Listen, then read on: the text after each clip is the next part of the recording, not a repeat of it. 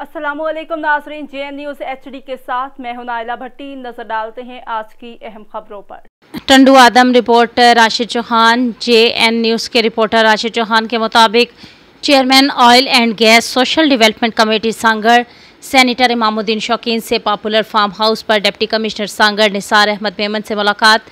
Deputy commissioner Sanghar ने senator Imamuddin शौकीन साहब को हालिया बरसात में नुकसानात और मुतासरीन की बहाली के लिए किए जाने वाले इकदाम से आगाह किया, जिस पर सैनिटर इमामुद्दीन शौकीन ने अपनी तरफ से टंडू आदम की निकासी के लिए लाखों रुपये अतिया किया, जिससे टंडू आदम के अतराफ में जमा होने वाले पानी की निकासी के लिए फौरी वाटर पंप खरीदे जाएँ ताकि टंडू आदम के इर्द गिर्द निकासियाब का काम फौरी अमल में लाया जा सके, शहर और इतराफ़ का पानी फौरी निकाला जा सके, अवाम मलेरिया और दीगर बीमारियों में महफूज रहें।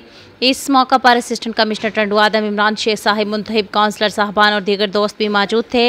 हालिया बरसातों से टंडू आदम के हज़ारों मुतासरीन में PP रहनुमा सैनिटर मलिक इमामुद्दीन शौकीन साहब की जानिब से लाखों रुपये मालियत का इमदादी सामान तकसीम किया गया। इनमें जनरेटर, दर्जनों वाटर प्रूफ खेमे, हज़ारों प्लास्टिक शीट्स, दर्जनों की तादाद में पानी निकासी की मोटरें, हज़ारों मच्छरदानियाँ, खुश्क दूध और जूस समेत दीगर सामान तकसीम किया गया।